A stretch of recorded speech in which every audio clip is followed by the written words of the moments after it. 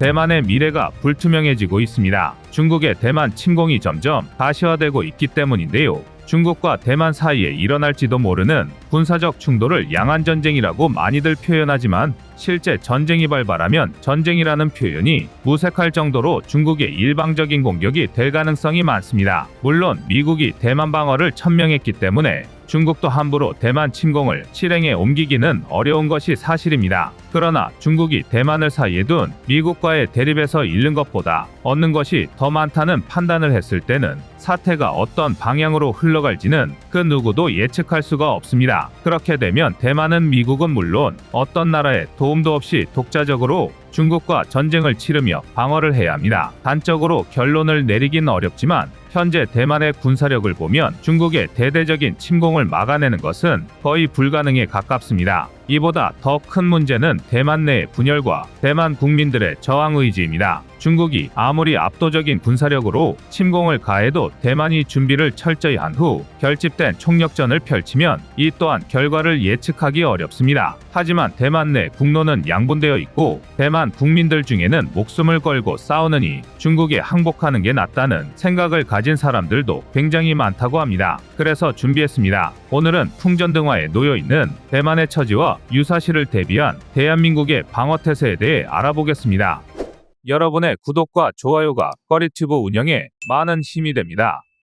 최근 대만에서는 중국의 침공 가능성이 높아지고 있다는 분석이 제기되고 있습니다. 대만이 이처럼 불안해하는 이유는 바로 세계의 경찰이라 불렸던 미국의 장악력이 약화되고 있는 상황 때문인데요. 미국은 아프가니스탄에서 군대를 철수시키며 중동에서 발을 빼고 전략의 중심을 인도 태평양 지역으로 옮겼습니다. 중동의 리스크를 관리하면서 인도 태평양 지역에서 중국을 상대하는데 집중하기 위한 결정이었습니다. 그런데 러시아가 우크라이나를 침공하면서 우크라이나에 군사 지원을 해야 했고 이스라엘 하마스 전쟁까지 발발하고 말았는데요. 아무리 세계 최강이라 불리는 미군이라 하더라도 힘이 분산될 수밖에 없는 상황입니다. 따라서 높아지는 중국의 침공 가능성에 대만의 불안감은 높아져만 가고 있는데요. 미국이 대만에만 집중할 수 없는 상황이라 결국 대만 스스로 중국의 침공을 막아낼 수 있는 힘을 보여주어야 하는 상황입니다. 미국의 경제연구기관인 블룸버그 이코노믹스의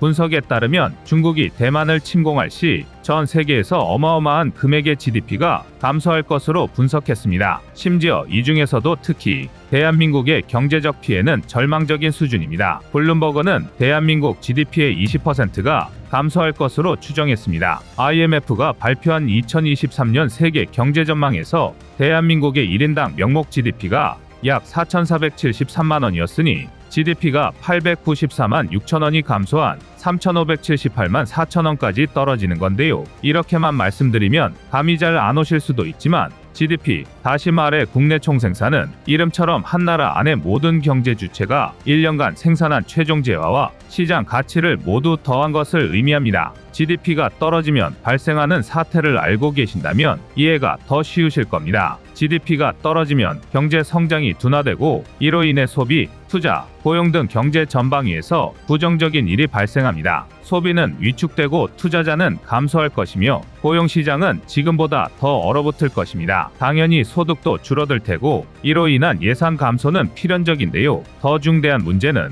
바로 대한민국 국민의 인명피해입니다. 이는 심지어 대한민국이 대만 파병을 거절하더라도 마찬가지인데요. 최근 북한은 대한민국을 제1적 대국으로 그들의 법문에 명시했습니다. 이는 북한이 언제든 무력 도발을 일으킬 수 있다고 선언한 것이나 마찬가지인데요. 물론 아무리 그렇다고 해도 북한이 먼저 전면전을 일으키지는 않을 것입니다. 북한은 아직 준비가 끝나지 않았고 지금 당장은 김씨 일가가 잃을 게 너무 많습니다. 그러나 대만 사태에 눈을 돌리기 위한 성동격서의 일환으로 중국이 무력 도발을 사주한다면 북한이 최소한의 국지전은 일으킬 가능성이 높습니다. 그것도 연평도 포격전보다 더 끔찍한 참사가 벌어질 확률이 높습니다. 북한이 왜 그러겠냐고 말씀하는 분도 계실 겁니다. 하지만 언제는 북한을 이해할 수 있었던 적이 있었나요? 이제 북한의 대한민국은 더 이상 통일의 대상이 아니라 침략과 점령의 대상이 되었습니다. 사실상 그동안 북한이 주장하던 적화통일과 결과는 다를 게 없지만 개념의 변화는 전략과 전술의 변화로 나타납니다. 더 쉽게 말해 이제 북한이 중국에 붙어먹는 게 더 이득이라고 판단하기 시작했다는 것입니다. 일례로 북한은 대만 대선 바로 다음 날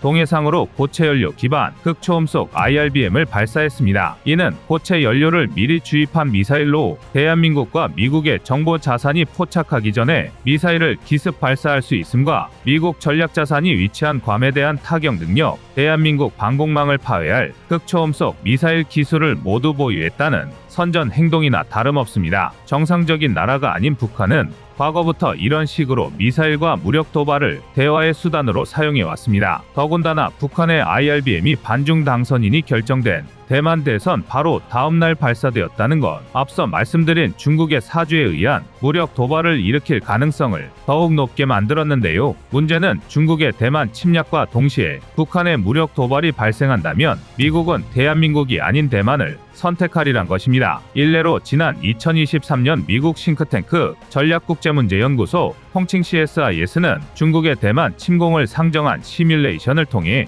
주한미군 4개 전투비행대대 중 2개 대대가 양안전쟁에 참전해야 한다고 주장했습니다. 양안전쟁 발발 시 미군이 대만 방어에 나서긴 하겠지만 1차적으로는 대만의 자력 방어가 무엇보다 중요합니다. 그런데 현재 대만의 상황은 처참하기 이를 데 없습니다. 미 육군 참모총장 매콤빌은 미국 의회 청문회에서 대만군의 군사적 역량과 기량은 우수하지만 대만 국민의 항전 의지에 대해서는 확신을 표하지 못했습니다. 매콤빌 참모총장뿐만 아니라 많은 전문가들이 대만은 미국이 지켜줄 거라는 생각에 제대로 된 전쟁 준비가 되어 있지 않다고 비판하고 있는데요. 월스트리트 저널에서는 대만군이 중국에 대항할 수 있는 가능성이 있다고 생각하는 사람은 아무도 없다라고 비판했으며 독일의 공영방송 WD 뉴스에서도 대만은 공격에 대한 대비가 부족하다라고 보도하며 대만은 한국과 싱가포르, 이스라엘의 군복무제도를 본받아야 한다고 덧붙였습니다. 미국의 언론 매체 포린 폴리시에서는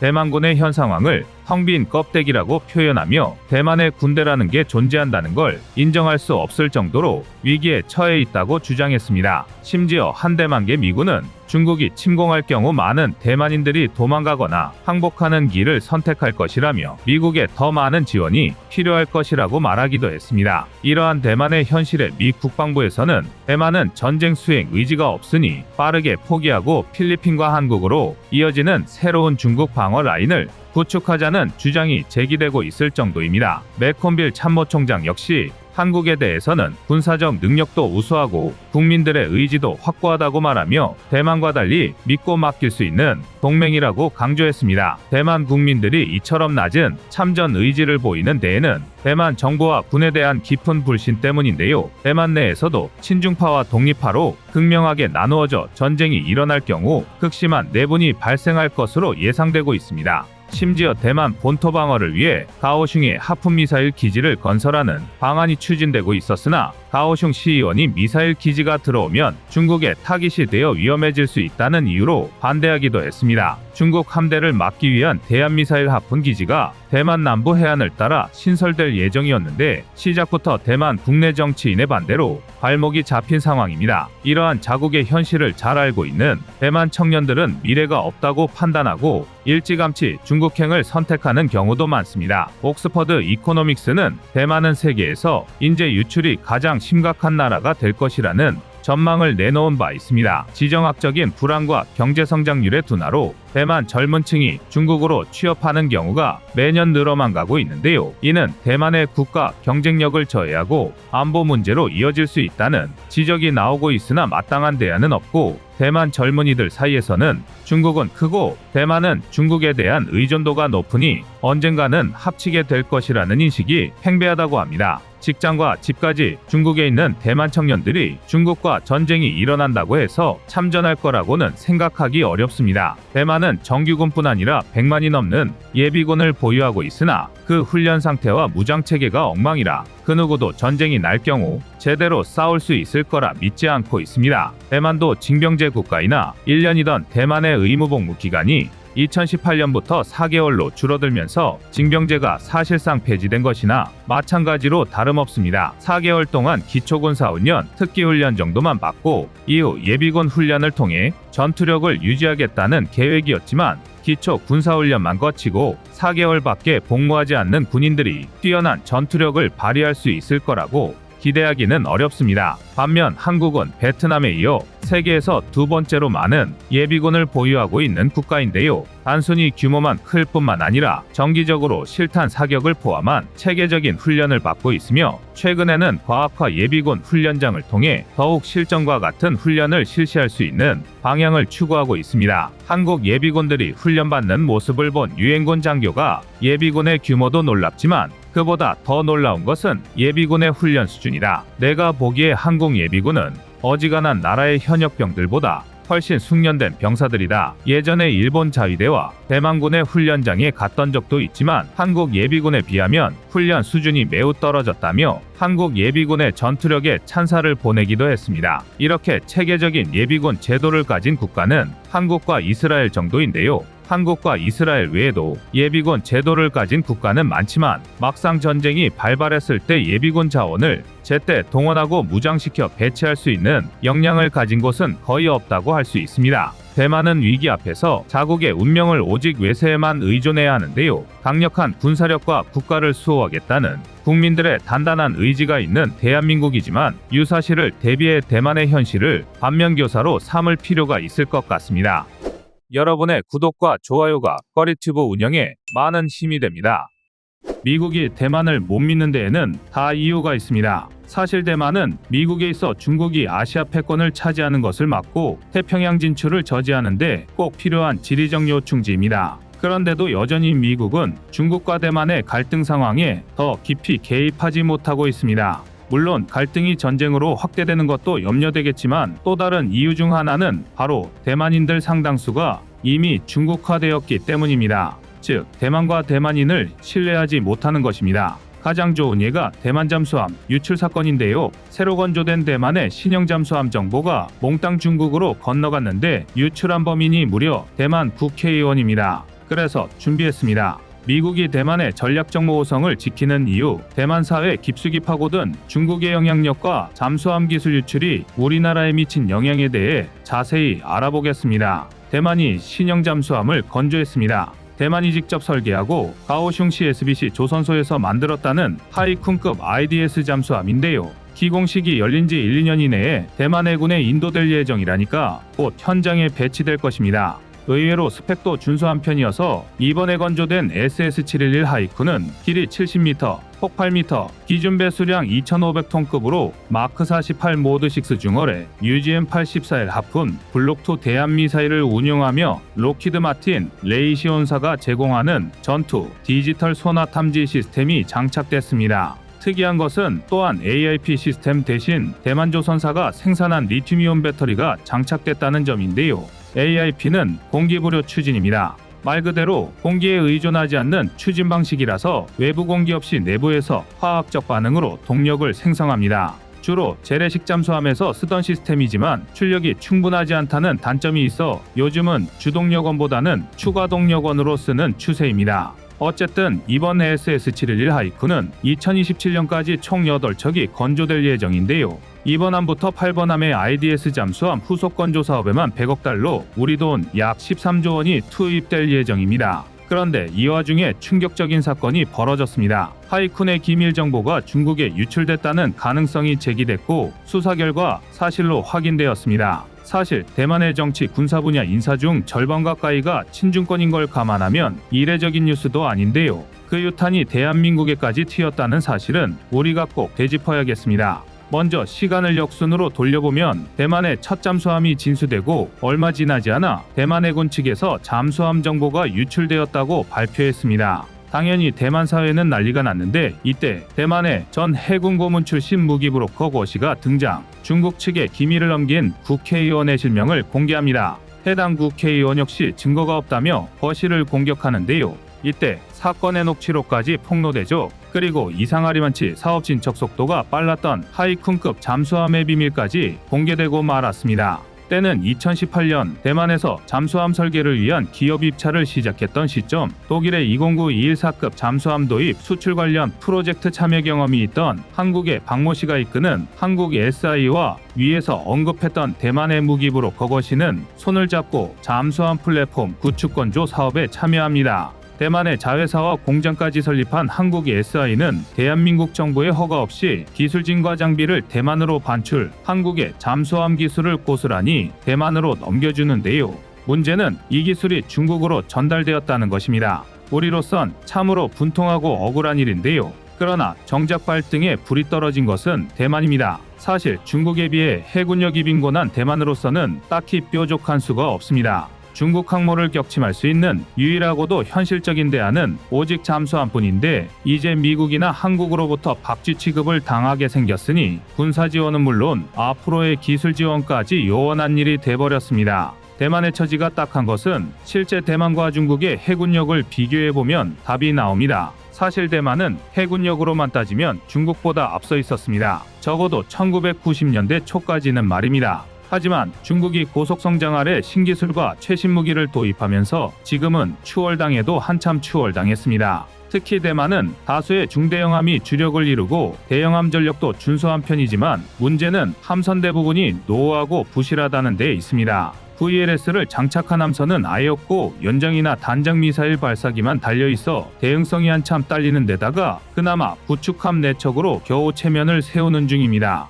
그 중에서도 사실 가장 처참한 쪽은 바로 잠수함인데요. 적잠수함을 감시하거나 수상함과 상륙함 전력을 저지할 수 있는 잠수함 전력은 2차 대전 시기 건조된 가비급 2척과 1982년 네덜란드로부터 도입한 해룡급 2척뿐이라 대만의 현 해군기지는 거의 고물상 수준입니다. 이제 와서 대만이 미국에 손을 벌린다 한들 미국은 재래식 잠수함 개발에서 손을 뗀 지 반세기가 넘은 시점입니다. 그렇다고 핵잠을 주자니 중국으로의 기술 유출이 우려되는 상황입니다. 그렇다고 대만이 다시 한국에게 손을 벌릴 염치는 더욱 없습니다. 대만은 대우조선해양의 독자 기술로 개발한 최신의 3,000톤급 잠수함 장보고3의 기술을 몰래 빼돌리기 위해 1,500억을 제시했고 이 과정에서 조선기자재업체 등 법인 3곳과 관계자 3명 등이 입건됐습니다. 특히 잠수함 기술 도면 일부를 숨겨서 출국한 뒤에 대만 기업에 팔아넘긴 한 명은 구속됐는데요. 대만은 한국의 잠수함 프로젝트 진행 과정에서 우리 대우조선 잠수함 건조 기술자로 일했던 경력이 있는 퇴직자 등을 노리고 접근해 알짜배기만 쏙쏙 골라서 채용한 뒤 이중 20여 명을 대만에 보내 잠수함 제작에 참여시키는 방식이었습니다.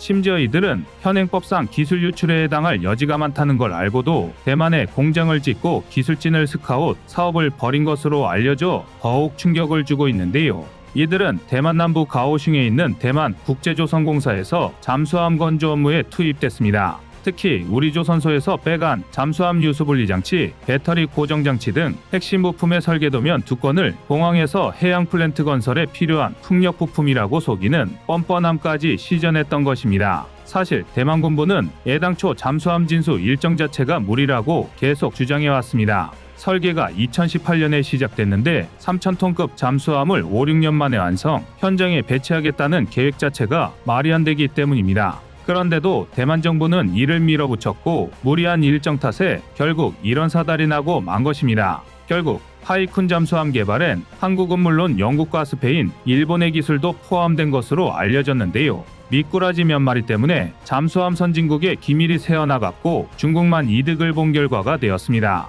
그러나 이번 사건을 계기로 우리 잠수함의 성능과 건조 기술력이 새삼 뛰어나다는 것을 느끼게 되었는데요.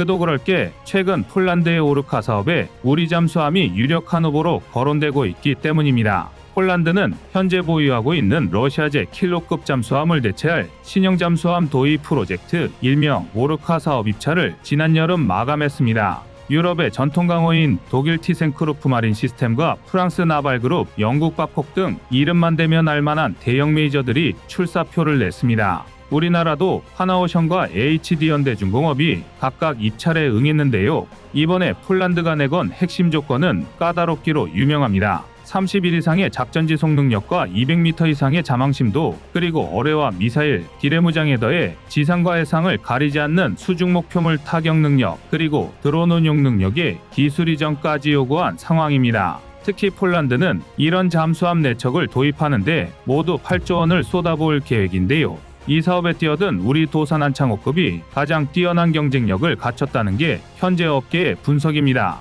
독일과 노르웨이가 공동 개발한 ULCD는 수중 배수량 2,500톤급의 AIP 시스템을 갖췄지만 2029년 이후에나 생산될 예정이라 사실상 설계도면만 있는 상태나 마찬가지며, 프랑스의 스코르펜급은 부피가 크고 연비가 나빠 지속 자막 능력이 떨어지는 치명적인 단점을 가졌습니다. 스웨덴의 A26은 더 가관인데요. 실린더 소음이 큰 스털링 기관을 탑재한 덕분에 150m보다 깊은 심도에서는 작동 이하에 안 되는 것으로 알려져 있습니다. 특히 이들 유럽 방산업체의 잠수함은 일단 가격 자체가 어마무시한 데다가 오늘 당장 주문해도 빨라야 2030년 이후에나 출고될 예정이라 기다리다가 늙을 판입니다. 결정적으로 유럽의 나라들은 폴란드에게 유달리 인색한 측면이 있습니다. 기술 이전도 노리는 폴란드로서는 굳이 선택할 이유가 없는 셈입니다. 하지만 우리 도산한창호급은 앞서 보신 모델들에 비해 성능이나 납기일, 그리고 가격 면에서 명찰되고부터도 질레야질 수 없는 상황입니다. 우리 도산한창호급은 이미 우리 해군에 취역해 운용 중인 잠수함이며, 폴란드가 내건 조건과 가장 유사한 사양을 갖춘 배치 투물량 초도함도 1년여밖에 안 남은 2025년 진수될 예정이기 때문입니다. 이뿐만이 아닙니다. 우리 도산한창호급은 수중 배수량 3,700에서 4,000톤의 리튬 기반 배터리를 탑재해 동급 잠수함 중에서는 지속 잠항 능력이 가장 우수합니다. 특히 수직 발사관을 갖춘 잠수함은 우리 도산한창호급밖에 없어서 이미 승부는 결정났다고 봐도 무방할 정도입니다. 더군다나 한국 잠수함은 항공모함을 상대로 높은 훈련 성적을 기록하고 있는데요. 이미 역사적 사실에도 나왔듯이 우리의 이종모함은 그동안 한미연합 대잠해양 탐색훈련, 한미잠수함대 잠수함훈련 등 각종 연합대잠전훈련을 성공적으로 안수해왔습니다. 특히 지난 1998년 한국 해군 최초로 참가한 림팩, 즉 환태평양훈련의 가상함정 공격훈련에서는 미항공모함과 핵잠수함을 비롯해 적함정 13척을 격침시키는 혁혁한 전과를 거뒀을 뿐만 아니라 훈련 종료 때까지 유일하게 생존해 참가자 모두를 놀라게 했는데요. 놀란 미국이 훈련 이후 대잠수함 전술을 바꿀 정도였으니까 우리 도산한창호급의 기술적 우월함은 그냥 나온 게 아닌 것입니다. 이제 대한민국의 방산기술이 국제무대에 진출한 만큼 대만 잠수함 사건과 같은 사건은 언제든 반복될 수 있을 텐데요. 기술 개발도 중요하지만 철저한 보안과 기밀 유지에도 최선을 다해야 할 것입니다. 이상 꺼리튜브의 두 번째 미션이었습니다.